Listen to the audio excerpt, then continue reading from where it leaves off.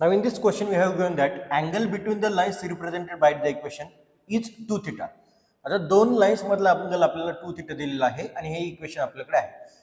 आता याला कंपेअर आपण स्टँडर्ड इक्वेशन सोबत जर केलं तर a ची व्हॅल्यू आपल्याला 1 भेटली, 2h = लॅम्बडा असं भेटेल आणि b = म्हणजे by² असतो, b ची व्हॅल्यू आपली -tan² थीटा अशी आलेली आहे.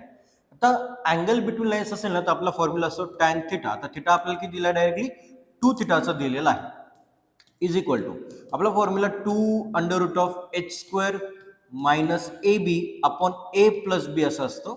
So put all the values. आता tan 2 थीटाचा आपल्याकडे डायरेक्ट फॉर्म्युला आहे, तो आपला formula 2 tan theta upon 1 - tan² theta असा असतो = आता आपण 2 ॲज इट इज ठेवूया √h². आता याच्यावरनं h ची व्हॅल्यू आपली λ/2 आली, λ/2 चा स्क्वेअर आपला λ²/4 असेल मायनस a × b ची term 1 × -tan² theta -tan² theta minus plus tan² theta आपण लिहू शकतो अपॉन a + b म्हणजे 1 - tan² थीटा असं मला भेटेल.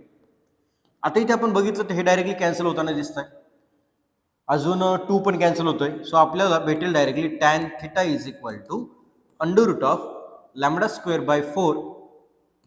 λ²/4 plus tan² theta. Square root नको असेल तर आपण काय करूया, डायरेक्टली स्क्वेअरिंग बोथ साइड्स करूया.